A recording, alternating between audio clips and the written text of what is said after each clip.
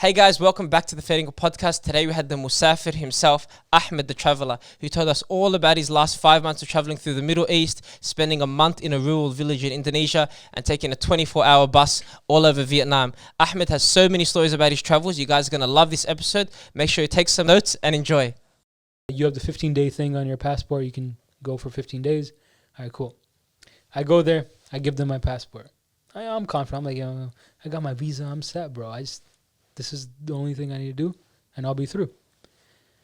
He looks at my passport, looks at me. He asks me for my visa. He just keeps my passport on the side. And I thought maybe he needs to do something, but 5-10 minutes go by.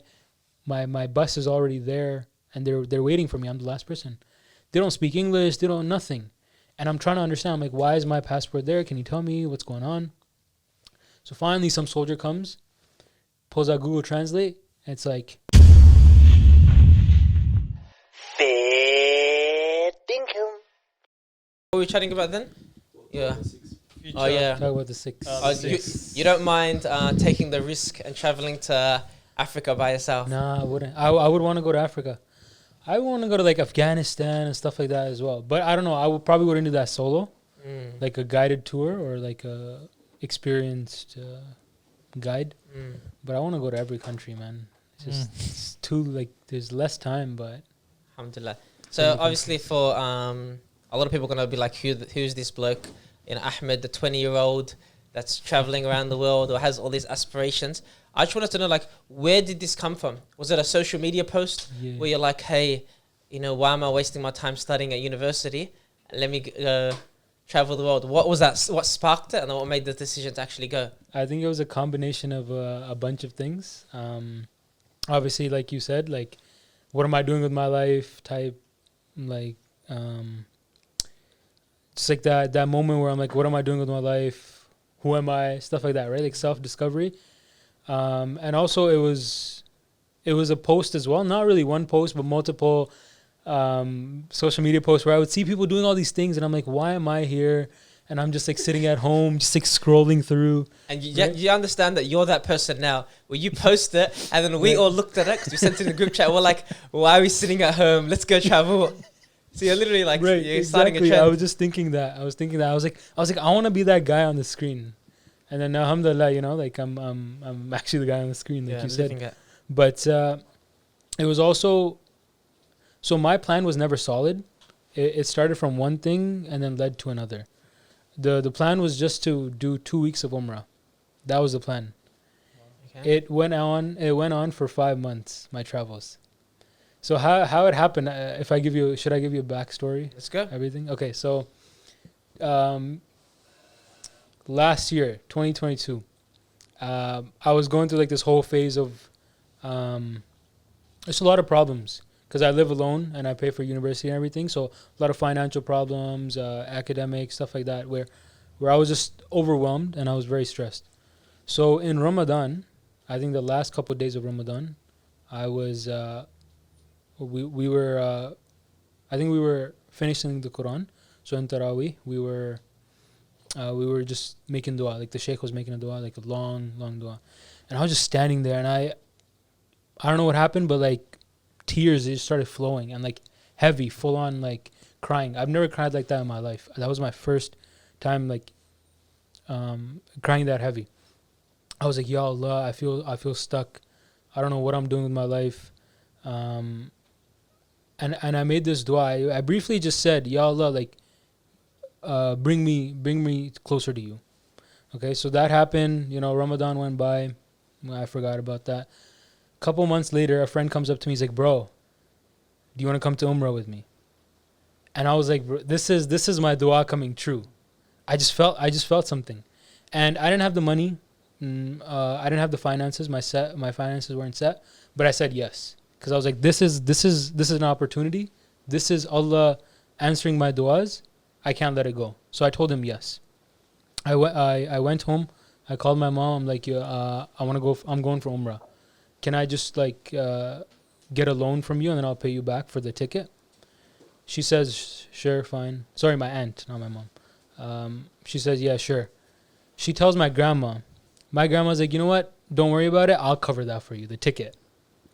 So, subhanAllah, like, just the fact that I put the right intention of going, Allah covered that big finance for me. It was $1,000 to go from Canada to Saudi Arabia. 1,000 Canadian? Yeah. Okay. So it's a hefty amount. American would be like 900, something like that. So, alhamdulillah, that got covered. And so we were going in the next, from when he asked me to when Umrah was, I had a period of 8 months. 8 months. So in those 8 months, I was like, okay, you know what? I'm going to work extra. I'm going to save up. But most of my money was going to rent. Alhamdulillah, at that point, another friend came to me. He's like, bro, by the way, I have a basement that's empty. And if you want to stay there, you can stay there for free. He didn't know my situation or anything. He just said that. I was like, yeah, for sure, bro. So I packed up everything. Everything just aligned. And it's really hard to find people to give your apartment to, because I was renting as well, and you can't leave your contract. You have to find someone else to pay it. That's also, a challenge of its own, finding someone. But I found it. I put it on Facebook, found someone to rent my place in one day. I packed up everything. Another friend, he brought his van. We put everything in, and I moved, and I stayed at his basement for free. So in that time while I was staying in his basement, not everything was free. May Allah bless him, bro. The fact that he let me stay, so I was able to stave for Umrah. But the plan was 2 weeks. But then after the 2 weeks were done, one of my friends, he had an extra space for luggage. So I told him, bro, can you take my big luggage with you? And I packed it up with like gifts and everything for family. And I called everyone back home. I told my friends, like, yo, I want to go traveling. I'm going to do that for the next couple months. Don't worry about me. But, they were a bit worried. Like, bro, what are you involved with, man? Like, you go to Saudi and now you're not coming back. Just taking you, yeah? It was sus, right? It was sus. Sorry to cut you, bro, but was this your first trip? Have you traveled before? I've traveled before, but not solo. I've traveled to like Europe with friends, but this was my first time being alone, or I was gonna be alone. And it was nerve-wracking, but there was many reasons why I wanted to travel. So what helped you push to make that decision? Because I know the feeling, because I went on a solo travel as well, and I know that it takes a lot of courage and also time to make that decision and think about, what am I going to do? How am I going to spend my time? How am I going to even socialize when I need to? How was that process? So so I'm a person who's very strategic. I think 10 years in advance, bro. I'm over here. I was 18. I was thinking about retiring my parents. I was thinking about getting a mansion. I was like, all that, right? And like I overburden myself with the future and stress. So this travel or this idea to travel was so I could fix all that. So I could live in the moment. I could go with the flow. I could just let whatever direction, whatever wave take me in whichever direction. And there was many more reasons which I want to touch on later. But you said how was I planning everything? So there was no plan. Yeah. The plan was just not take my flight back to Canada, and then I'll figure out the rest. So I said salam to my boys. And right after that, I called my mom up. She's like, oh, by the way, we have somebody in Jeddah, family friend. You could probably stay with them for a couple of days. So he picks me up, stay with them. And then while I'm at their house, I find flights. I know there's family members in Dubai. So I went there. It's for a couple of days so I could start making the plan. Yeah. So in that time, I'm getting out of that zone of, that feeling of Makkah and Medina, right? Because I didn't want to plan anything while I'm there because I wanted all my focus to be in worship. But yeah, so I went to Dubai, took some time, made a plan. I found this opportunity in Indonesia to teach English. So they give you food. Interesting. And they give you housing. And I was like, if I'm budget traveling, this sounds pretty sick. Yeah. Right? So I applied for it. Alhamdulillah, I got a response. And I booked my flight. But so I look on my ticket. and I realized I booked for Malaysia, not Indonesia. Oh my god, that's a good start, isn't it? Yeah, we've had those before, man. Right? Exactly, like wrong country Yeah. and wrong timing too. It was like 2 months in advance. That's an inexperienced traveler. Exactly, right? Yeah. But Right? this is what you're looking for as well. Like, I even remember so I remember the first time I went overseas by myself, and I remember saying like, "Oh, this is what I want to do. I want to like be purchasing things on my own," because I traveled initially with Ashraf, and he naturally, takes over and does the purchasing or the organizing, which is fine. But then I start to realize I need to start doing it, and I remember those instances even when we're traveling together when I took over, and I ended up buying like a bus ticket for the wrong day.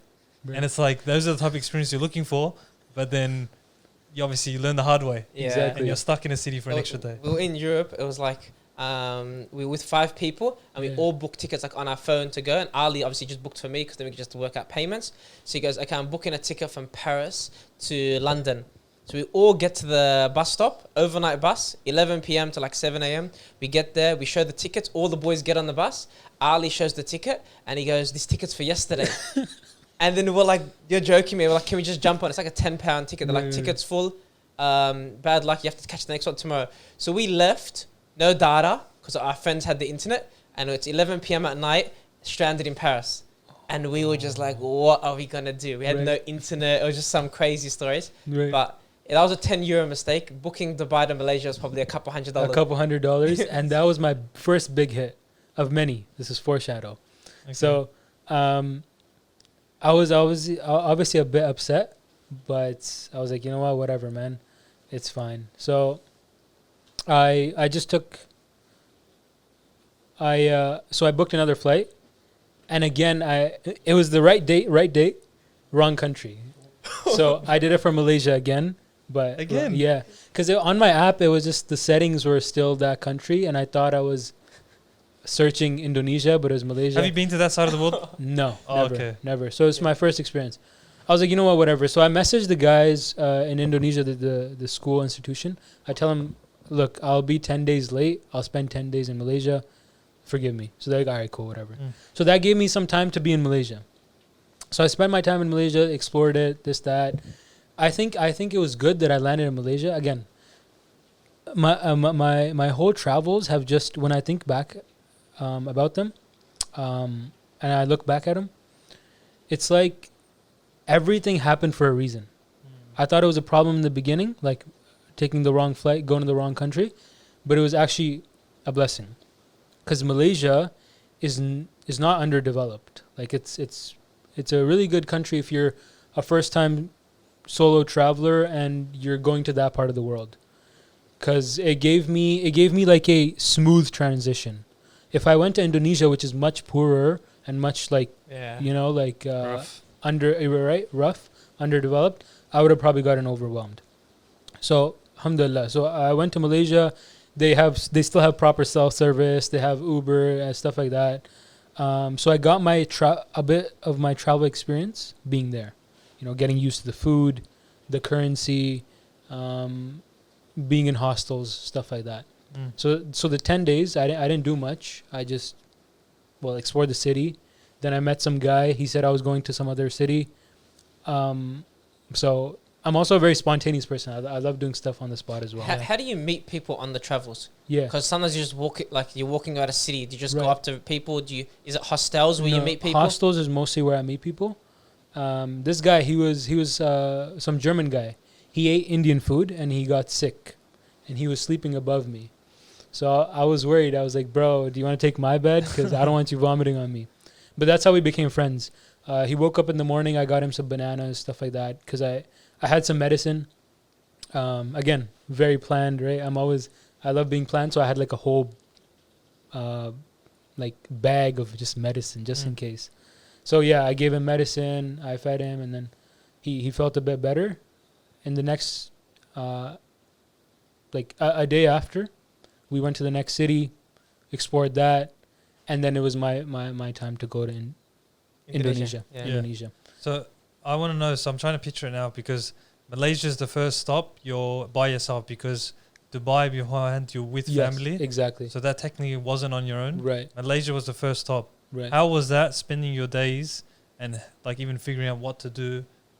And, you know, obviously having experiences compared to past trips of shared experiences. How was that comparison? It got very lonely in the beginning because when you're with friends, you have someone to talk to all the time.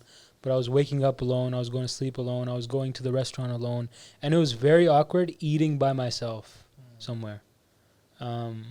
It was like I kind of felt weird, you know? Like I felt like people were, it was just in my head, but like people were watching me like, is he a loner? Stuff like that. It is a strange feeling because I remember like even when I was on my travels, my first stop in Istanbul, it was like a very strange feeling where it's like, because you're doing these like amazing things, you're taking photos, right? Videos. And it's like, but then no one's next to you while you're taking photos. Obviously, you got to get randoms to take photos. Exactly. And all that kind of thing. So it gets a bit awkward, even with eating alone, but also like taking videos and even like recording myself. Yeah. My idea was to vlog.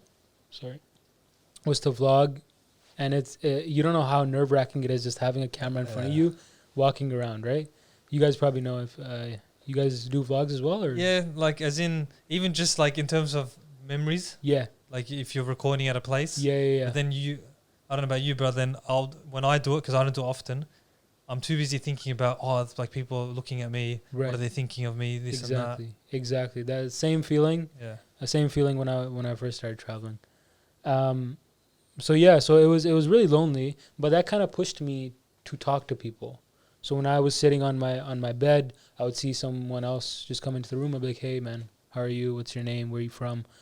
And that gave me more confidence. So staying in hostels was, I think, a really good experience, especially when you're single. Sorry, bro. Sorry, man. We had that convo prior here. Different world. Right? So it's like, it really built that confidence. It made me also understand other people's situation. And then because, like I said before, going to Umrah, I was very lost and having some difficulties. So when I talked to other people, travelers from around the world, I was like, maybe my situation is not that bad, you know? So you hear a lot of stories. And I think sometimes when you meet people, you also understand that your issue is common, but taking a step to find the solution is uncommon, because it's very easy to be like, okay, I'll just, I don't know what I want, but I'll just stick to my uni degree even though I don't like it, and then I'll find a job that's stable and I'll work the 9 to 5 on a thing they don't like, and they never actually put the effort into discovering themselves and discovering what they want to do. And that's what the 20s are about. So like we have a Australian culture, a big thing is backpacking Europe. Like every Aussie, when you finish school, you should go backpack Europe for 3 months. And it's like you'd spend all your money, a lot of them just party and drink and stuff. But the idea that they invest in these experiences, discovering themselves and just enjoying their 20s. And then us as Muslims, it's like, it's uncommon. You know, it's like, for you going to spend all your money doing that. Like, you should get a stable job. Exactly. Because we come from a different mindset because our parents are immigrants. They look at that stability. They don't play the long game. But the Aussies here just don't care. They're like, you'll make your money back. Go invest 20K. Exactly. And I like that because you get to experience more. I mean, I also understand where our culture comes from, like the Muslims, because they're mostly immigrants. They've sacrificed a lot and stuff like that. So I guess I understand where our parents come from. I had a lot of difficulty convincing everybody, my family. Even though you're already gone. So you're gone. You weren't even face to face saying, I saved up 10K, I want to go travel. You're on the other side of the world and you're still... Exactly, because it was weird for them, for a 20-year-old guy to just go and travel. Did you have a lot of savings? Like, because you weren't intending to travel 5 months. I didn't have a lot of savings. Okay. So that's where it just, the story continues. Bro, the money, I don't know. SubhanAllah, bro. Allah took care of me, man. I swear. I don't know how I even got the money. I didn't have that much. But what was I going to say? We were on the saving. No, we were talking about your parents. You're saying it was hard to convince them. It was hard to convince them because they've only traveled because they had to move to a different country or business related, and then seeing someone who's 20 going just cause, and it was weird for them. There was a lot of back and forth conversations. At one point they were kind of sussed out. They're like, is somebody inviting you to some country to, I don't know, like, like people influence you and Yeah, sometimes in the wrong way as right, well. exactly. So I had to reassure them. I was like, no, it's not like that. It was a lot. I think it was also my fault. I should have been more transparent before going, or my thoughts. I kind of just like said, hey, yo, I'm I'm leaving. Yeah. But alhamdulillah, they trust me, so it wasn't that big of a deal.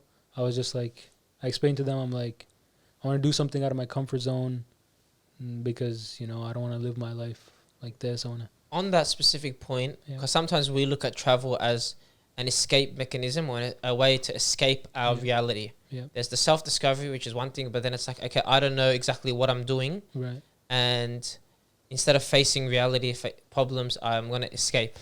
Did you feel like that was a thing for you? It's like, or were you escaping one life to discover a new life, or Yeah. what was your kind of mindset on this 5-month journey before it started? It was mostly a combination of both. I was like, I want to disconnect myself from this life so I can live a different life, and when the experiences that I gain from that life, I bring it back to the life that I'm currently living in Canada. So it was a Yeah. mixture. Self-discovery. I want to become a Right. new person, a better person, Exactly. and travel is the way to do it. Right, For exactly. you, yeah. And being in Canada, so I would I was living alone there as well. I had roommates, but away from family. So I would distract myself if I'm alone with friends by going over to their place, maybe cooking together, hanging out at uni.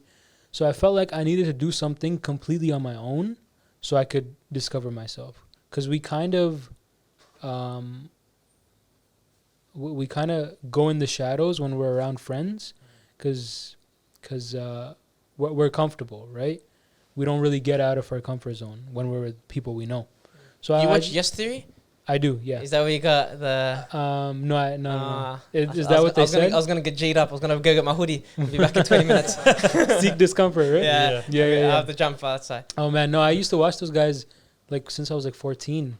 But I think Oh. maybe that was in my head. I wanted to do something that nobody in my family did, that I didn't even think about doing. I just did it. Something Yeah. different, Okay. yeah. Right. So you went out of your comfort zone. Let's go back to Indonesia because Yeah. we can actually hear that. Yeah, So yeah. you applied. Boom. I want to go teach in Indonesia. Yep. And you went to. Ended up in Malaysia. Yeah. 10 days. So now I booked my flight for Indonesia, but I booked it on the wrong date. Bro, Booked this on the Indonesia wrong trip day. was delayed This is so many exactly- times. It got really delayed. So I was like, oh man, no. I didn't book it on the right time, wrong time. I missed my flight. Okay. I got to the airport. I was going to Indonesia. I missed my flight. The flight, it was still there, but they didn't let me go because budget airlines, that's also something that I learned in my travels. Never trust budget airlines, man. Be like 3 hours ahead. Yeah. Because they don't compromise. So I was sitting at the airport, and I was actually really exhausted, and I was kind of losing hope. Like man, I can't go to Indonesia. Why does everything keep getting delayed? Now I missed my flight, and I'm losing money. And I was losing hope, and I was becoming a bit negative. So I went away. I sat down for a bit. I was like, okay, you know what? Inshallah, it'll be okay. I was trying to calm myself like that. I was like, tawakkul Allah, qadr Allah, like it's a plan of Allah. Maybe there's something better. So I never posted where I would be. When I'm in a country, because, I don't want like people, like hasad or stuff like that. If I leave the country, then I post about it. I don't want people like just feeling bad that, oh, he's traveling so much. Even though if they see it after, it's fine, whatever. Because I have to kind of post it because that's my job now is traveling, making videos. But so I didn't post anything. All I posted was a bunch of trees. But somebody from uni messages me. He's like, yo, is that Malaysia? What? And I'm like, yeah. And they're like, oh, by the way, I'm from Singapore. I live in Singapore. I barely knew this person. They were a friend of a friend from university. But they're like, I'm in Singapore because I live here for the summer holidays. If you want, just come. I was like, say less, bro. So I right then I booked my ticket from Malaysia to Singapore, a bus, and I arrived the next morning. So I didn't let that setback discourage me too much. I was like, you know what? I got to keep going with the plan. I'm done with Malaysia. I want to go somewhere else. So I got to see Singapore in that because of that. That was an excuse to go see Singapore. I go there, and his family's like, stay with us. Don't worry about accommodation. Don't worry about none of that. So they covered everything for me. And I was like, guys, don't do this. And they're like, no. Like they're really hospitable. So I stayed there for 2 days. So I got to see Singapore, which is a really expensive country in Southeast Asia, for free, basically. And their dad was so nice to me. He's like, you know what? If you want to go to Universal Studios as well, just go. And I asked him for I was like, please, let me pay. He's like, no, just go. So they covered all that, man. So if I hadn't missed my flight to Indonesia, I wouldn't have seen Singapore. All works out in the end. Right? All works out at the end. Yeah. Finally, now I finally get to Indonesia.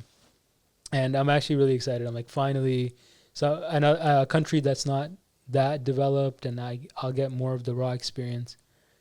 I get there, and I didn't have any service. I didn't have no internet, no nothing, no transportation. So I just get out the airport, and you know how everybody just rushes to you. Oh, taxi. Yeah.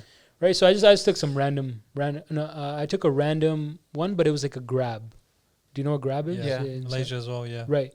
Grab, like the Uber. It's the Uber, yeah. Exactly. So I had the app.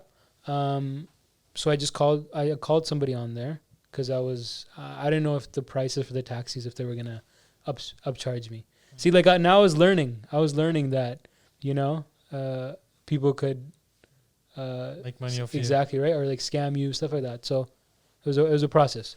So I got a car from Grab. Guy came, sat down. I said Assalamu alaikum. He was like, wow, Muslim, wow, really nice. And I suddenly just felt like a warm, comforting feeling, because being a Muslim, being in a country where you don't know anyone, but just because we exchanged Assalamu alaikum, I felt a connection, So I was just sitting in the back seat. He couldn't speak English, so we didn't really communicate much. But so this was funny. The first experience of Indonesia. He doesn't know how to read maps. The guy, he doesn't know how to read Google Maps. So he gives it to me, and he's like, he just points. And I'm like, okay, fine, I'll point. So I was, the 2 seats over here, I'm in the back seat, but I'm poking my head out to the driver's seat. And I'm just on the edge of my seat saying, yeah, over there. No, over there, like that. And it went on for an hour. It was a 30-minute drive from the airport to the place, but it went on for an hour because the guy didn't trust me. He kept saying, no, you're wrong. The map is wrong. I'll go my way. And then ultimately I was like, I don't know what to do, bro. I'm telling you maps over here. He's like, no. Wrong. So he parks his car. Again, no reception, no nothing. I can't even message the school that, hey, I'm here. Can you help me out? Was it an orphanage? It was not. No. It's a normal school. It's just so the thing with I'll get back to that later because it'll cut the story off. But he gets out of the car and he goes to some vendor and to ask for directions. The guy tells him this way. So he gets in, maybe a kilometer or even 500 miles ahead. He goes, gets out, asks another guy, gets in. He did that at least 6 times. 7th time, the guy's the vendor on the street vendor is literally, he took a stick and he's making a map on the floor. I was like, subhanallah, bro, where did I end up? What country is this, right? Because nobody has maps, no service. They don't, I came from a very comfortable environment where everybody uses internet. So it was shocking for me. But anyways, finally, somehow I get to the school. But yeah, like you were saying, so the school, it was more of an after school program. The thing with Indonesia is, or at least the village that I was in, is people have their own businesses in front of their homes. Some people have coffee shops. Some people have a garage, like motorcycle garage. So the family, they had a English institution in front of their school, in front of their house. The house is in the back, and then everything's just built like a school. So, sorry. So yeah, I get there, and then I'm really exhausted, and I finally get to meet them. They tell me to relax, this, that, and they come out with food. Never had Indonesian food in my life. Okay, I'm used to my family. They're Pakistani. You know, we like spice. We like spicy. I love spicy. We have our own flavors. So they bring out their food, and it's not like seasoned. It's very different. You guys probably have tried Indonesian food here, right? Yeah. We don't have a lot of Indonesians in Canada, because it's closer for Indonesians to come to Australia, right? So, yeah, we don't. I've never seen an Indonesian restaurant there, so I've never tried the cuisine. I took a bite. I didn't like it, man. I didn't like it. Really? Yeah, because I don't. Maybe it was a specific dish, but I'm not used to that much rice or lack of seasoning, so I didn't like it. I know personally because I was in Indonesia recently, and their quality of produce isn't the same as Australia, Right. especially in the villages and stuff like that. And I tasted the food, and that was one of the only times I couldn't finish a meal. Right. And I know that meal in Australia is amazing, but when I got there, I'm like, how is this that bad? Yeah, it's probably the quality of food. So it's quality, it's what the locals have, it's different. Exactly. It's just different to what you would It's have different, here. and their stomachs are accustomed to it. But as time went on, and if you're hungry, you eat anything. So that food became like the most precious food to me in the next couple of days, right? Because I was starving, and I actually got adapted to the food, and I actually started liking it. How long were you in Indo for? So it's supposed to be 2 weeks, but it went on for a month. So you taught English in Indonesia for 1 month. Yep, for 1 month. What was the lesson you learned and implemented from that 1 month? Because 1 month's a long time. You probably gained so much experience. Yeah. But what's something that you're conscious of? Is it being grateful because obviously the life they live? Exactly. Is there other type of akhlaq you tried to gain or implement? What comes to mind when you think of that trip?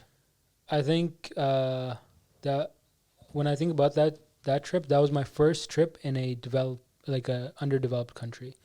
So around that time it was really hot. It was like 40 degrees. I come from Canada. I'm not used to that hot, that much heat. So it was a whole bunch of things, bro. I had to get really. I was not comfortable at all when I first got there. Food wasn't my style. The living situation, I was on a mattress with springs that were broken, so they would poke my back. I was just sleeping on the floor, like a mattress on the floor. Ants everywhere, mosquitoes everywhere, heat. It was very uncomforting, not comfortable, uncomfortable. So, I think from that I gained a lot of patience, a lot of sabr, because I knew I low-key wanted to leave in the beginning, but I'm like I can't leave because this is the type of experiences that I was chasing. So now that I'm uncomfortable why do I want to run away? And I also gave them a 2-week time commitment. So I was like, no, bro, if I have to starve, okay, I'll starve, but in the next couple of days, I'll actually eat it. So I did start eating the food. I did get sick. I got food poisoning, diarrhea, whatever, you name it, man. But I learned a lot of patience in that 1 month. Apart from that, I also learned hospitality from them. Bro, they were so kind to me. They would so the family that I was with, it's a husband and wife. They don't have kids, but they have their niece and nephew, which is the husband's sister's children. She's widowed. The sister's widowed. Okay. So I would spend most of my time with them. We would pray together, right? And that praying together, bro, we barely spoke the same language. Maybe the husband and wife who run the institution, they speak English, but his wife and the children, his sister, children, not so much. But the fact that we would come together in certain times of the day and pray together, no matter what we look like, our skin color, our language, we would come together and we would say Allahu Akbar. That would feel like a great bond. That was my first experience praying in a very like local, like praying with local people. Yeah. So I learned hospitality from them, and I also learned what's the word, like acceptance in a way, because they have different cultures and they have different traditions that they say also believe in, but because I'm also still learning their culture, I can't be like, oh, this is wrong, this is wrong, this is wrong, which sometimes people in the West they tend to do, because I don't know, at least in Canada, everybody thinks they're a sheikh, right? Yeah. So I don't know if Know what it's you like mean. that in Australia, but over there I learned acceptance, because some things didn't seem right to me, but maybe that's because I didn't understand them, or maybe that's their culture. Like who am I to, you know? So I would sit with them, I would talk to them, I would have conversations with them. I wouldn't be like, yo, that's wrong, this is wrong, whatever, right? Like they accepted me, I accepted them. We would also talk about how us as Muslims we should be more accommodating towards one another. Indonesians, mashallah, they're very peaceful people, and I don't know if you guys know how Islam spread in Indonesia, but it was Was the spread very Yemenis? very peacefully. Yemenis through trade? I think it was through trade at first, but the word they accepted it very easily. There was no fighting, no war, no nothing. It was very easy. So it's in their blood to be very, very accepting and very kind, right? So I learned that from them.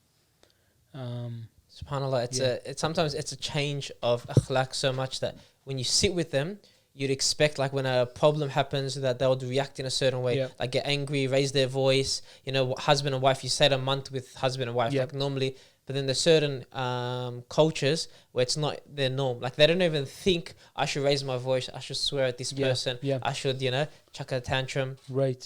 So that's actually really interesting. I didn't hear them yell at once. Not even once. If the kids, sometimes the kids are a bit stubborn. The husband, he takes care of his niece and nephew like his own. So sometimes they don't want to come to class. They don't want to study. Bro, the cultures that I've been around, man, I just slap the kid, make him sit, Yeah. But like he would like stroke his I would say son at this point, because he really takes care of them as his daughter and son. Like he would stroke his hair. He'd be like, you know what, come, let's go. He'd be very calm about it. Very calm about it. No raising, not raising his voice, not yelling, not using physical violence. I was like, subhanAllah, bro. I never seen a man do that, And he would always be smiling.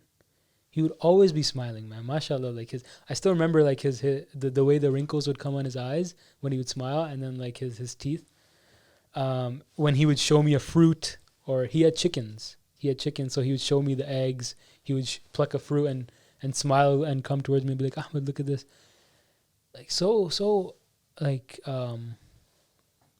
gentle, I really like that. Mashallah. Yeah. Mashallah. So you spent. I was just gonna say it's interesting because when you, certainly now for you as well, being in Australia and all these other countries, you certainly get a whole different experience, either traveling staying in the city, staying in a hostel compared to staying with locals. Yep. Sometimes it's experiences you can never imagine you can get. Right. So I think that like getting that extra experience, especially in the house, you're seeing them interact with each other, how the culture is, and how you can learn from each other. It's honestly amazing. Yeah. It is amazing, and especially there's traveling, but then there's also like you're living in hostels, hotels, stuff like that. But there's living with a family, which is more like intimate, which is more connected. Like you're seeing how their day to day is, how they interact, how they talk. Because I was with them for a month. You can't keep a fake attitude for a month. Yeah, that's true. The truth would come out, right? But no shift in character. They were always consistent, always kind towards me, hospitable. His wife, she would always ask me, what do you want for dinner? What do you want? Like she would always be worried about me and if I had eaten yet or stuff like that. In the morning, he would sometimes go take his bike to get some breakfast just for me. So then when I wake up, I have it there. So they were really kind. I think just immersion in a different country, it's what they call slow travel. I don't know if you've seen that idea, but when people talk about like before we talk about backpacking, it's like, oh, I'm going to backpack Europe for 12 weeks, 3 months, and I'm going to go to, 16 cities in 12 weeks. So each city gets like 3-4 days. Yeah. And you're just in and out, in and out. It's like you're not spending enough time to actually understand a culture, a people, their history, their way of life, their perspective on it all. And each city you go to has, especially like in Europe, it's got hundreds of years of history. Right. But in 3 days, you get to see the 2 cathedrals, their tallest building and a museum, and you eat one specific food from a country. It's like, did you really learn about Czech Republic or Croatia or anything like that? Yeah. So that's with slow travel, where they say spending, for example, more than 2 weeks in a certain country really lets you understand, the people, their way of thinking, their philosophy on life. Exactly. It's actually really interesting that you got to spend that long. A lot. So it was initially supposed to be 2 weeks. Also interacting with the kids. So I would come up, and they would always be sitting in a circle, and I would go, and they're used to foreigners, because that school they host foreigners sometimes, but they were never used to a Muslim foreigner from a Western country. They were never used to it. They're village people. They haven't been exposed to that yet. So I would walk in, they'd like just be looking at me, waiting for me to say something, and then I'd say Assalamu alaikum. And every time I got the same reaction, they'd be like, whoa, like right? And then I would tell them, where I'm from, where I live, what I do, and they were just always so curious, the kids. I would be walking in the village to go pray, and kids would be running around me, yelling Arab, Arab, Arab, because they just saw the beard. Not a lot of people have beards there. So when they see someone who's brown and has a beard, they just generally think Arab. Then when I would go to the masjid, the kids, they would come up to me and they'd shake my hand and they'd take it to their forehead.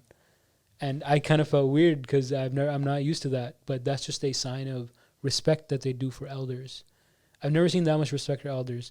There was like an old man walking on the street, and the kids, they would stop on the side and they just like tilt their heads down and in a form of respect. Bro, wow. Where I'm from in Canada, kids be yelling at their teachers, like talking back. Exactly, right? Yeah. Talking back and like kissing their teeth and whatever, like walking out of class. And these kids, they're like just standing and making way for like an elderly to walk by and just like looking down.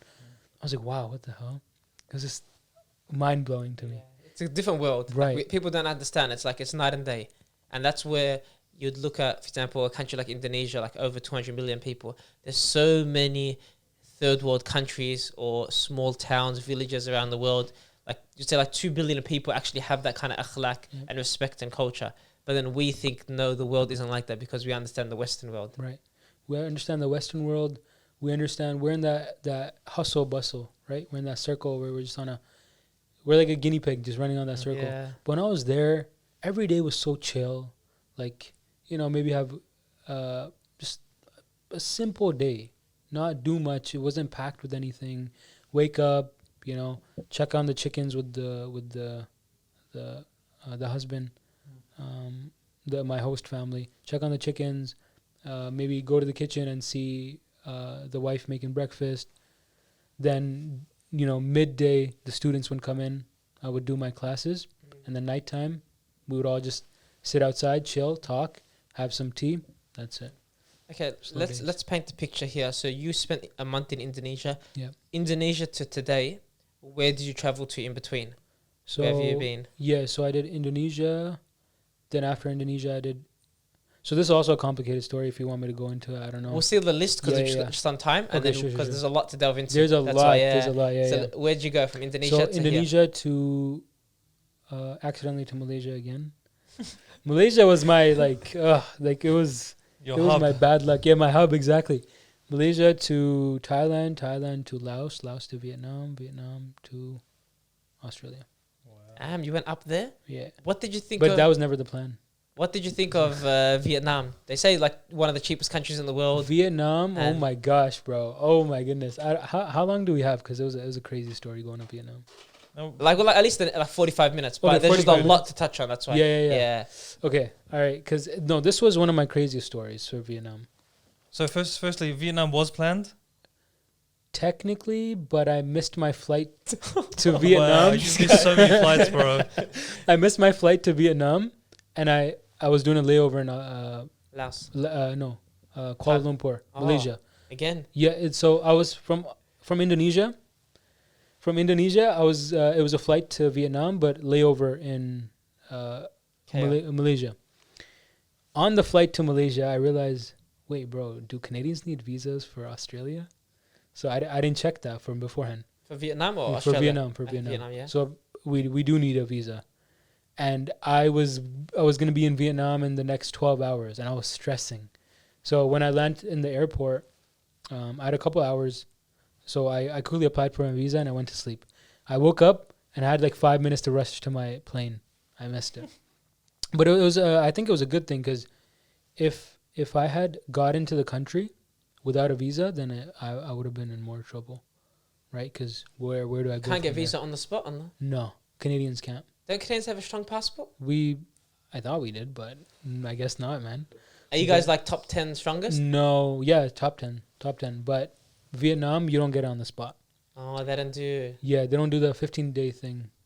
So we didn't get that. But anyways, I think that was a blessing because I didn't get into more trouble by going there. But you wasted a lot of money on missed flights, bro. I did, man. I Like- did. But I learned a lot. a lot. Yeah. But that's what I'm Hard telling way. you. I'm not dwelling on the fact that I lost a lot of money on missed flights because those gave me opportunities to go somewhere else. So I wasn't going to go to Malaysia. I went to Malaysia because of that. I wasn't going to go to Singapore. I went to Singapore because of that. I wasn't going to go to Thailand or Laos. I went to Thailand and Laos because I missed my flight to Vietnam. And listen to Wow. this, yeah? When I was in Malaysia, when I missed my flight to Vietnam, I exited from the airport and I was feeling sad. I was like, oh man, I'm losing so much money. A day later, a guy messaged me on Instagram. He's like, yo, you're in Malaysia? I'm in Malaysia too. Let's hang out. I was like, all right, cool, man. So we go and we get coffee. In that meeting, he's like, bro, I know you make videos and stuff like that. How would you like to come to me, with me to Thailand? I'll pay for everything. I'll pay for your like resort. What? I'll pay for your resort. I was like, wait, what do you mean, bro? How many followers did you have at this time? I had like 40,000. Okay. Yeah, but he's seen my videos and stuff. So he's like, because I had booked my flight to Thailand anyways for Bangkok. So he's like, okay, fine, I'll come to Bangkok. From there, I will pay for your train to go to Chiang Mai, which is like 12-hour train. North, yeah. Yeah. So, so we did 2 days, 2 days in Bangkok, and then we took the train because obviously I was budget traveling, so I was more keen on going for the train, and he didn't want to leave me alone and go by plane, because he wanted to pay for my resort, and I didn't want to overdo it, so I never asked for like a plane there. So he also took that train with me, and mashallah, he's a very he's doing well for himself. That guy, right? He lives in Dubai. He hasn't been That explains. that right, right? Yeah. Yeah, he hasn't been through those experiences like how I've been traveling. And I took him on a 13-hour train ride. I felt so bad the whole time. The guy was just sitting there. He didn't know what to do. He couldn't sleep, Regretting it. right? Yeah. Yeah, but he was like, but at the end of it all, he's like, bro, I'm so glad I took that train with you because it also opened my eyes, and so it was also an eye-opening experience for him as well. But anyways, we get to Chiang Mai, and he pays for my resort, pays for my food there. I'm doing his photography, videography. I also get to touch the elephants and stuff. It was an elephant resort, so the elephants, they would come to you. I would have never done that, bro, if I was budget traveling. Yeah. So I got to do that. Why? Because I missed my flight to Vietnam. So that was a blessing. Mm. So then after that, he leaves and I go to Laos. I'm like, I'll just bus it through to Vietnam. So let me go to Laos. So I go to Laos. I spend 2 days, Vientiane and Luang Prabang. Now this is where the crazy story happens, yeah? Do you have any questions before that, before I go into the... I'm very interested to hear about Laos Okay. because I've Yeah. never considered Laos ever. Laos is a very cheap country. Very cheap and safe as well, actually. But really underdeveloped. More underdeveloped than, I would say, Indonesia. Yeah. Yeah. Oh, And their currency, I would say, is somewhat similar. Southeast Asia traveling is so good. Yep. Like for backpacking, Yep. like you can just go on a budget. It's really good. Right. And it won't limit you too much. Yeah, Compared to exactly. Europe or even Yeah. traveling Yep. Australia, Yep. so difficult. Exactly. My hostels were $4 or $5 a night. I was booking tours. Crazy. I was booking like tours with a van, proper like proper like transport for like $4, man. Like proper tours. You would get like a tour here for like what, $100, $200? Yeah. Yeah, The easy. cheapest? Yeah. Right. So yeah, Laos was pretty cheap, but Laos it was chill. Everything went to plan. But from Laos, I was like, you know what? Let me take a bus from Laos, from Vientiane, north of Laos, to north of Vietnam, Hanoi. 24-hour bus ride. I was like, you know what? Sounds like a challenge. I'll do it. It was like $30, $30. Was it a challenge, or was that your only option financially? Hi, bro. I'm joking, bro. It's probably $5 anyway. So. No. You're right. Yeah. It was my only option. But honestly, I could have shortened my trip because I wanted to extend my trip. I took the cheaper option. So you're right. Yeah. Financially, I guess, yeah. And it was a challenge. So I was like 24-hour bus ride. Cool. I get on the bus, bro. I don't know. I did not expect what was about to happen in the next 12 hours. So I got my visa from when I applied last time, and you know everything seems good. I was like, I have my visa. They'll let me through, right? It's okay. So bumpiest ride I've ever had from Laos to the border of Vietnam. Not even through the border. It's raining. The guy keeps. This is a very big culture for them to keep honking. You can't sleep at all. And it's a double. It's like, how do I explain it? It's like seats. It's like chairs, but they're laid down, and there's one up top and there's one at the bottom. So is it a bed bus? Because I've seen those in Vietnam. Not They have really a those. bed bus, but they're chairs that are flat Recliner down. seats, yeah. Yeah, Yeah. that are all the way down. So you're laying on them basically. Okay. But it's not like a soft bed though. It's a chair, but fully down. Did you know this going into it? Like the type of seats that you're going to get? No, I just went into it, bro. I was like, whatever. Yeah. So Seek discomfort. right, Let's go. and the thing was, my chair was right on top of the wheel. I felt every bump because I'm laying on it. I felt every bump, every like rock. It was hurting my back, man. I'm just like laying there, like, oops, sorry. I was laying there like, I didn't know what to do. People just on the phone, loud volumes on TikTok. I don't know the language, and it's like I couldn't sleep at all. We get. I slept. Okay, I had a nap, like 2-hour nap. We get to the border. Everybody's getting their stuff out. We're going through. The bus went to the other side of the border. We're going through the office. This border, very rural. Let me just set the scene. It's like just an office in the middle of nowhere. Mountains all around. Forests. No cars, just our bus. Maybe like a few trucks of like the officers, the soldiers, but that's it. So everybody's giving their I feel like you guys might know where this is going.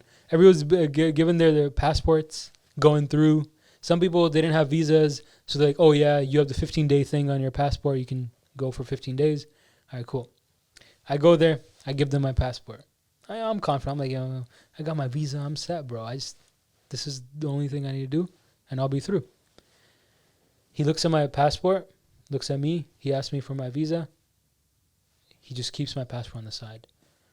And I thought maybe he needs to do something, but 5-10 minutes go by, my bus is already there, and they're waiting for me. I'm the last person. They don't speak English, they don't nothing. And I'm trying to understand, I'm like, why is my passport there? Can you tell me what's going on? So finally some soldier comes, pulls out Google Translate, and it's like, your visa is invalid. Get your stuff out of the bus. Whoa. So I was like, oh man, no. So I was like, I was begging the guy. I was like, bro, a 15-day thing, can I do that? He's like, no, you're Canadian, you can't. So I was like, oh, like, what do I do? So I went to the bus, got all my stuff out. I didn't know what to do. I was stressed. Like, I was genuinely stressed. I didn't have food. I didn't sleep. I was deprived of everything, man. Like, no food, no nothing. I was really hot. It was really sweaty, humid. And I'm in a forest, some jungle. Yeah. I go back to the office. I put my stuff on the side, and I'm like, what now? There's no taxi. The nearest city on both sides of the border is an hour away or 30 minutes away. How do I go? He's like, I don't know.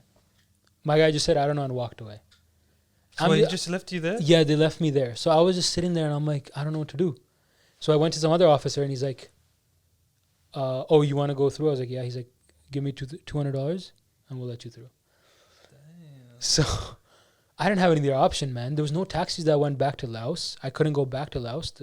The city was so far away. How am I supposed to get there? My only option was to go into Vietnam. So I was like, whatever, man. Can I stop you there? Yeah. Do you think they did that on purpose? Because they saw Canadian money. Yeah. We can say invalid. Yeah. And they might even know English. Who knows? Yeah. It's like it's midnight. We can rob this guy of $200. And were you the only? It was in the morning. 10 a.m.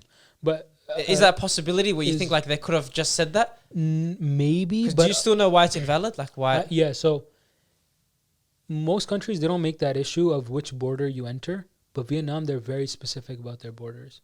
So because when I had applied last time on my e-visa, I had a different border. I didn't think that would have been a problem.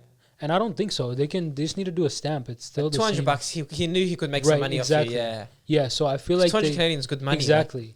And they're like, okay, here's the banking information. They were ready for it. The banking information. They spoke English then, huh? Yeah. Right? Well, English, like, my pay ID is this. Right. It was all Google Translate.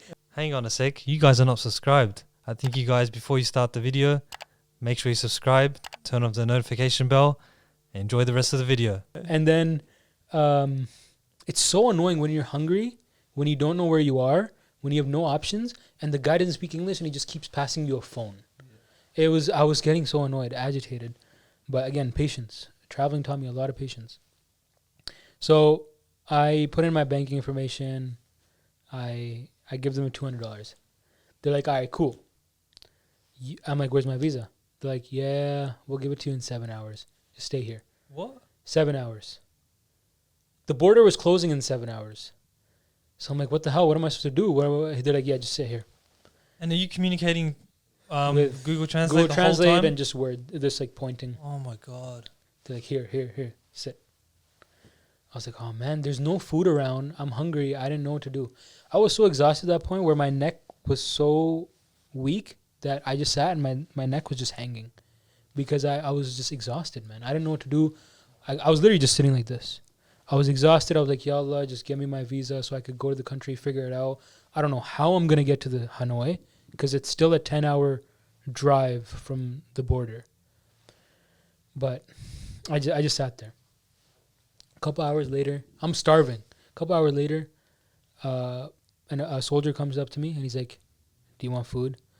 I was like, yes, please. So he took me to the side and there was like a broken down house in the side somewhere in the forest.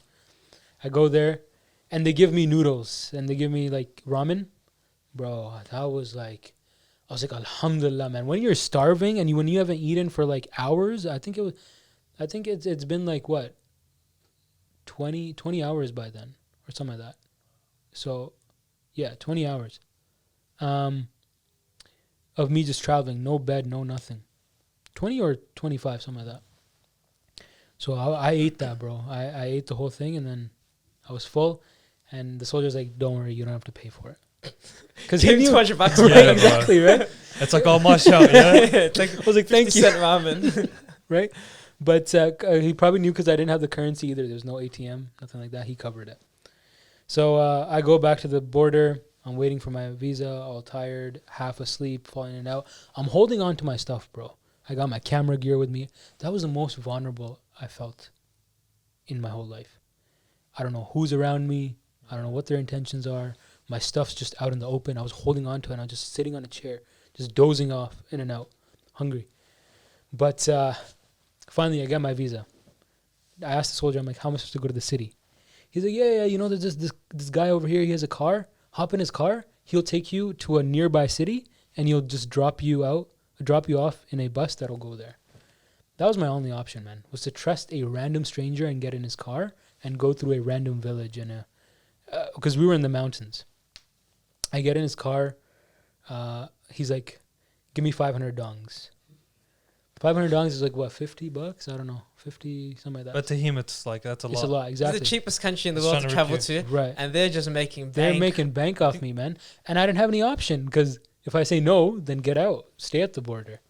So I was like, all right, man, let me go to ATM. I'll do it. So he took me down the mountains. It was a vibe though. Vietnamese music going on. I see like those, what is it, like the communist flags, and it was like a different experience. So I was just sitting there. I couldn't think. I was exhausted. He drops me up into the city. I go to the ATM, pull some cash out, give it to him, pull some cash out for the bus as well. 10-hour bus ride to Hanoi. I'm on hour 25 or something like that. Or, yes. Still a long journey to go. I get in the bus, same situation. Laying down beds. Only foreigner. People looking at me weird too because I was in a random village. I felt real vulnerable. So, whatever. I just held on to my bag, went to sleep. Finally, I get to Hanoi at 4 a.m. Drops me off in some random location. It's dark. No service, no nothing. No one around me either. I'm like in a dark place. Anyone could rob me and no one would even know. Alhamdulillah, I had some like one of those traveling packages for like visas. So I used that to order a Grab, and it was 4 a.m. No hotels that are gonna let me stay. No place is gonna let me stay, right? No, they don't check in at that time. So what did I do? It was Fajr time, so I found a masjid. I was like, alhamdulillah, there was one masjid in the whole city, Hanoi. I went there. I prayed Fajr with them, and I was like, Sheikh, I'm way too tired. Can I just knock out here? He's like, sure. So he let me sleep there. So I slept there for like another 10 hours. I wake up. Right, I wake so casually. 10 hours, right? Yeah. Because I was exhausted, man. It was, or 12 hours maybe, I'm not sure. I wake up. There's people around me. They ask me, what are you doing, this, that? I'm like, I'm traveling. So the guy, he quickly gets up, goes to the store, gets me a juice just for free, Like, I feel like that was just from Allah. Like, people were taking care of me. Then the sheikh comes to me. He's like, by the way, we're cooking in the masjid today. We don't do this often, so you're lucky. Stay here, and we're going to cook, and inshallah, you can have some food.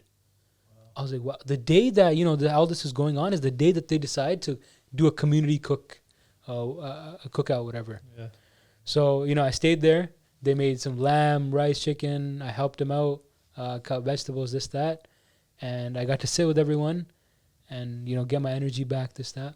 But I was looking back and I was like, I went 40 hours without paying for food. But Allah kept me fed through it all.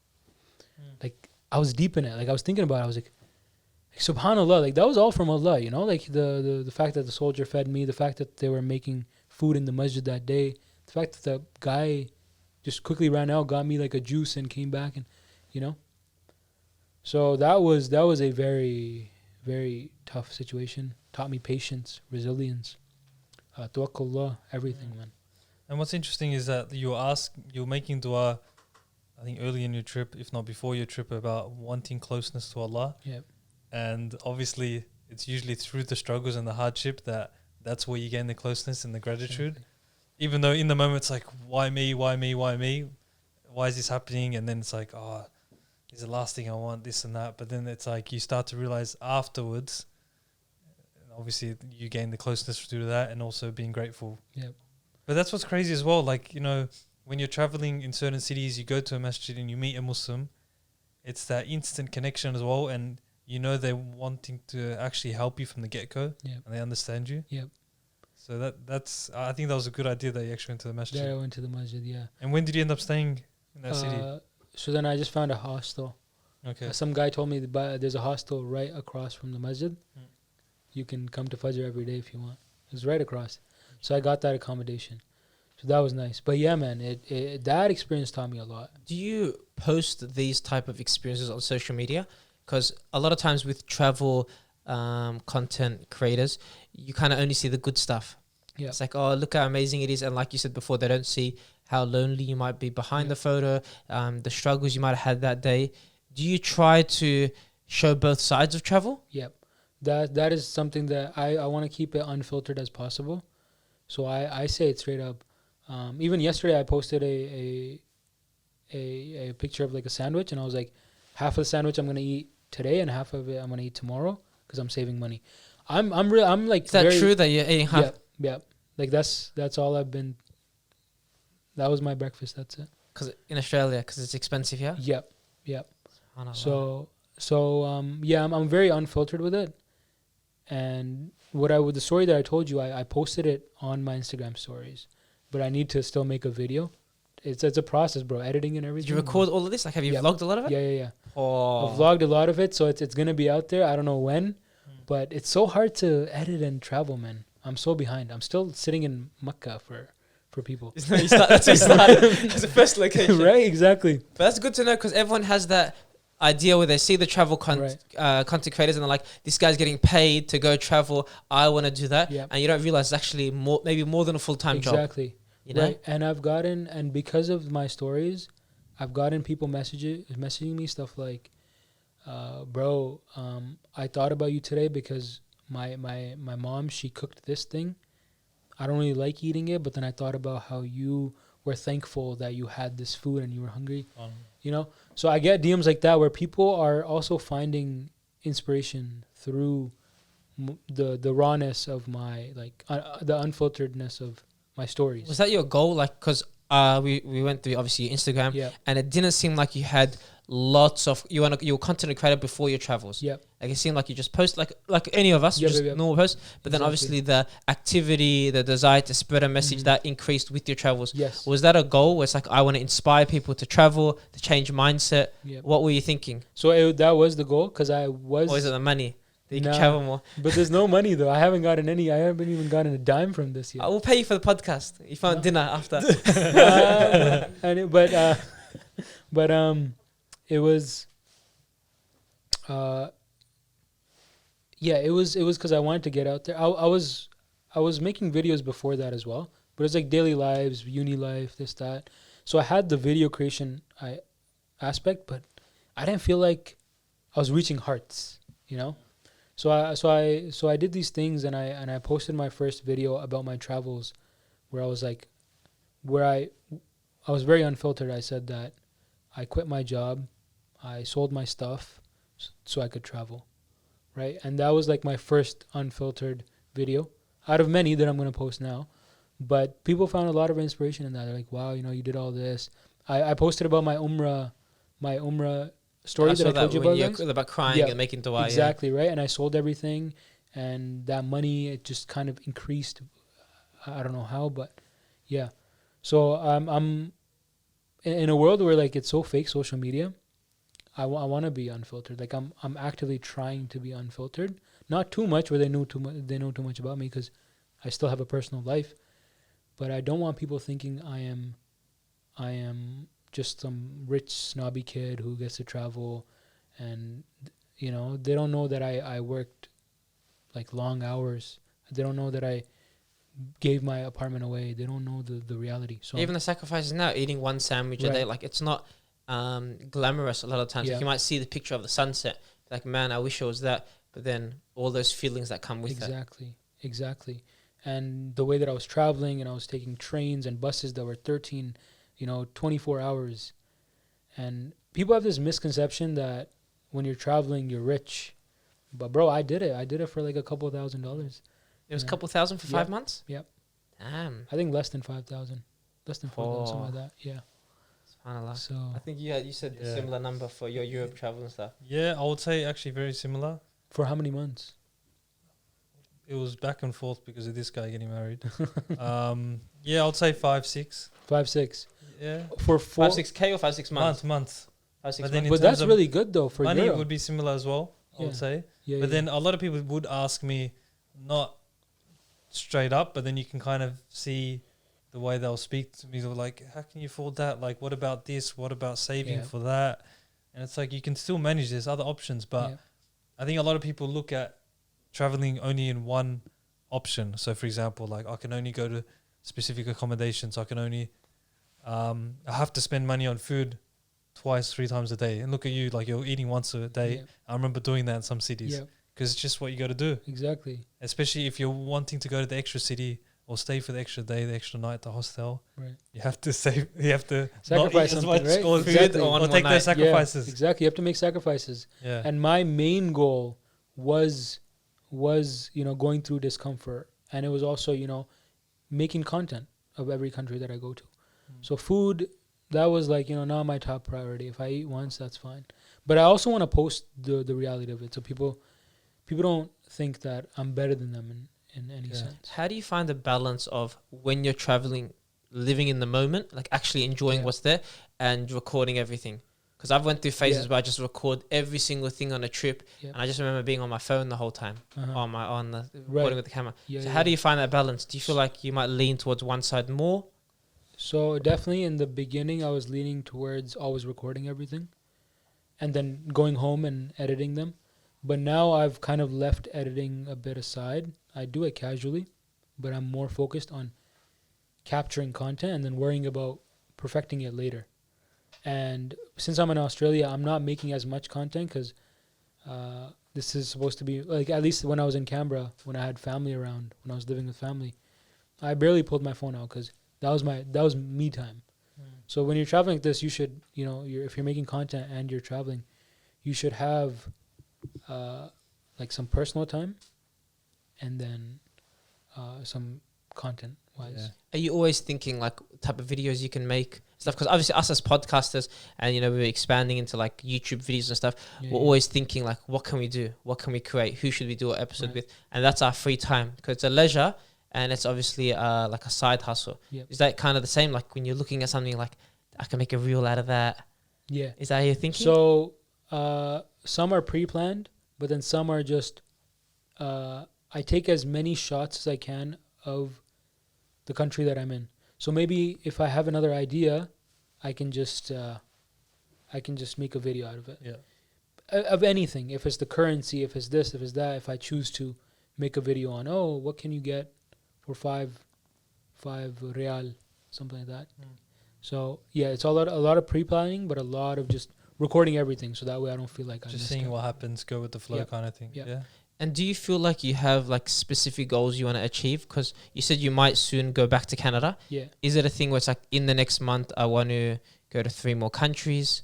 How do you look at the travel journey 5-6 months? It's like maximum countries, maximum human connections and benefit. It doesn't matter if I go to 4 countries, if I benefit a lot. Yeah. Sometimes people just want to have the number, I've been 50 countries. Right. It's like have 50 countries went through you, impacted you. So how do you look at that? For me, it would be when I burn through my money. Okay. That's my limit. So you have like $1,000. Like when I have last 1,000, I'll buy a ticket back to Canada. Yeah, exactly. So now when I was in Australia, I was like, okay, you know what? I think it's time for me to go back financially. Because you travel to the expensive places, bro. Yeah, right? Yeah. But that was the only reason for me to actually come to Australia was because I had family in Canberra. And I've never met them before, extend family. So like, all right, cool. If I'm here anyways, might as well. And you want to go to New Zealand next? So New Zealand is going to be my layover. Because New Zealand's expensive. It's expensive. Like Aussies don't travel there because it's expensive. Yep.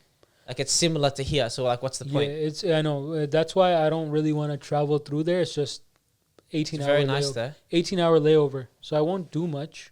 Just go to a hostel, get some food. That's it. Might eat fast, that day. exactly, right? Yeah, or fast. Yeah. Depends on how I'm feeling. Yeah. So do you have goals in the realm of traveling? Like, okay, if I do go back to Canada, my goal is to save for 6 months and do this again. Like, how are you thinking? Yeah, because you're 20, obviously. And yeah. So no firm, solid plan yet. I wanted to do a working holiday here, like take a semester off from uni and do like a semester. Working holiday here, make some money. Melbourne or Canberra? Honestly, anywhere. Don't say Canberra. Not Canberra though. Not Canberra because it's like very government type. Nothing to do that. Yeah. Exactly. I probably not there. But I was thinking, but then I need to get a visa. It would have costed me the same amount that I am spending to go back. I would have spent here, and then obviously the uncertainty of actually getting a job or finding a place. So I was like, maybe I'll plan that out properly and maybe come later for that. But right now the plan is go back to Canada, get my life, back. Edit my content because that is lacking. I need to work on that. And get an apartment again, figure out what I'm doing from there. So this is like a phase in Ahmed's life, Yeah. because your name's Ahmed the Musafir. Like Mhm. if it was just Ahmed, it's like you're the traveler. So Yeah. it's like, is that part of your life going to continue? So the reasoning behind the name. So before I used to be Akhi Ahmed, my travel. Akhi Ahmed. Akhi Ahmed, because I would post mostly Islamic content. But yeah, I chose the name Ahmad The Musafir because I was traveling, but also there's more of there's a different meaning to it. Musafir meaning we're temporarily in this world. So the name I don't think it would change, because even if I'm not a traveler, I'm still a traveler. You know what I mean? Yeah, it stays with your identity. That sounded like those fake podcasts. You know what I mean? Yeah. Right. So, but yeah, so it'll still be like content about my life, but just this different aspect of it. Where does this fit in terms of like university or like any other sort of studies? Because there can be a lot of people listening as well that's probably studying right now, or either going to study and they still want to travel as well. So where does that fit in? So I'm not sure about how other university systems work, but at least in North America, you can take a semester or 2 semesters off if you feel like it. A lot of people do that. My friends do that to work extra. Some friends do that because they just don't feel well. Lots of pressure. So I did that for these 4 months because I was like, I just want to travel. So I took the semester off, and it's just a semester. It's like if I look at it from, I really had to think about it. I really sit down and think about it. Is it worth it missing a semester and then covering it later? And the conclusion was yeah, because in the span of a average life, 80 years, 4 months is not that much of a diversion. Yeah, it's nothing. Right? And even like, especially because like I'm 26 now, I only finished university this year. Yeah. I'm just chopping and changing courses and that. But like looking back at like finishing high school 19 to about 21, 22, I think about those years and what I could have done even more. You just like want to take those chances, take those risks, financial risks as well. And really like you start to realize, I think once you leave high school, even the university years, you get to a point where you recognize how young you still are. Yep. Even though the post-high school feeling is I'm getting older, but you're not. It's just a different chapter. Right. Exactly. So I assume you went through that as well, and yeah. to an extent still going through it. Yeah. Still going through it. Still, I feel like I want to do so much more, but at the same time, it's like I got to do uni, and it's like, how do I balance it? So the balance that I found was take the semester off. Well, it wasn't because we get summer holidays anyways for 4 months. I don't know if it's like that for you guys. We have it over December, Jan. We have university. It's about 4 months, 3.5, 4 months. Yeah. Like November, December, Jan, Feb. That's like not really university times. So it's like 4 months and 4 months. Like, Like when are 4 your months- holidays from university? Yes, those like November, December, Jan, Feb, Okay. and then mid-year we have about a month, maybe a month, 6 weeks, Okay. which is like July-ish. So a month of just holiday. That's it. Yeah, 6 weeks in the middle of the year and 4 months at the end of the year. That's what most Okay, universities at the end have. of the year. Yeah. So that's what I'm saying. So, see, even your guys' school system is flipped in Australia. Because we're southern hemisphere Right, and you're north. exactly, So our yeah. summers are Yeah. So it's just it South trips me America, out. South Africa. We have the same as them. Oh yeah, you have it Like the same as them. yeah, southern Oh, hemisphere. got you. I didn't know they had that. Yeah. But yeah, that's also something I'm trying to get used to. But yeah, so for those 4 months, if anybody's in university and they get those 4 months of holidays, go do something with It that. technically like wouldn't put your life on pause. Yeah. Like a university degree if Yeah, you baby, take a semester off. exactly. It's just your summer holidays. Instead of working and making Yeah. 5K, invest in your experiences. Exactly, and that was for me. I wasn't pushing it off that much. It was just the summer holidays. That's interesting because Yeah. sometimes you feel like traveling will put my life on pause. If I quit my job, I might not be able to work my way up the ladder. Yeah, And that's how you kind of think. yeah, So even just trying to find like 6 months isn't going to do much. yeah. But even the idea is like, okay, I got 30K. Do I save up for a house soon? Or do I buy a new car? Or do I go spend 15K on a holiday? And that's a really difficult That is, question to yeah. ask. And then it's like, okay, what are you supposed to do? And that's where a lot of people, depending on their own goals and ambitions, they have to kind of determine it for them. Yeah, and their priorities and stuff like that. For me, it was like I was just thinking about. I'm like, bro, if it's not now, then when? Because I can die tomorrow. I can, whatever. Like, I also know that that I want to get, like, I'm probably gonna have different commitments in the next couple of years. Maybe marriage. Maybe my parents would get a bit older and they need support. So I was like, if not now, then when, right? I have to commit to that part of my life later. So let me just take this chance and let me just do whatever I really feel like doing with my youth, with my freedom, with my with my time right now. There's a the hadith from the Prophet Sallallahu Alaihi Wasallam. It's like, take care of 5 before 5. Have you guys heard about it? Right. So one of it is take care of your young age before old age, right? And like right now I'm healthy, alhamdulillah. I can walk, I can talk, I don't have any major issues. So if not now, then when, Yeah. right? I think it's interesting as well. Like, people are probably listening to this, possibly thinking that we're talking about encouraging people to do a 5-month trip, because it's not common. No. Like, for example, I'm an English teacher, so I work in the city, Yeah. and a lot of my students are from Japan, and some of them recently have only come over their summer holiday for about, some of them 1 week, 3 weeks, a month. So like, really, you can have the option to take in the summer to go for these short trips. It's still there's all these different options. So it's not something like, no. So you don't. That was never my purpose. My purpose never to, when I post stuff online, it's not to encourage people to travel like me per se. It's more of a, like, an idea that go chase that dream that you want to. If it's a business, if it's saving up for a car, if it's things that you really want, you have to make certain sacrifices. Like how I did. I had to let go of my apartment. I had to let go of that comfort because that was my dream to travel. So I'm not saying that should be what you should be doing. But if your dream is to start a business, then you're gonna have to make sacrifices. Go chase that thing.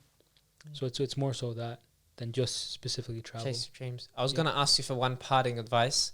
For people that are listening, but it seems like you just I think that was probably the one. that was perfect. Mm-hmm. I think we'll wrap it up here. You have any other questions, or we're good? pretty much answered it all. Jamil, firstly, Jazakallah khairan, thank you very much for coming on. But if the people want to find out more about you, follow along your travel journeys, where can they find you? Yeah, so Ahmad The Musafir. So on Instagram, mostly on Instagram. TikTok, I still need to post. YouTube, I still need to post, but mostly Instagram. But yeah, if you get in now, they'll be seeing those videos when they're fully you're edited. right, It's exactly. actually better timing Smart. now. No, Yeah, you're right. inshallah. Yeah, So I hope you guys all good. Now I was just gonna say, is there like a beta squad thing that you guys do? Like What's better? pray the trailer.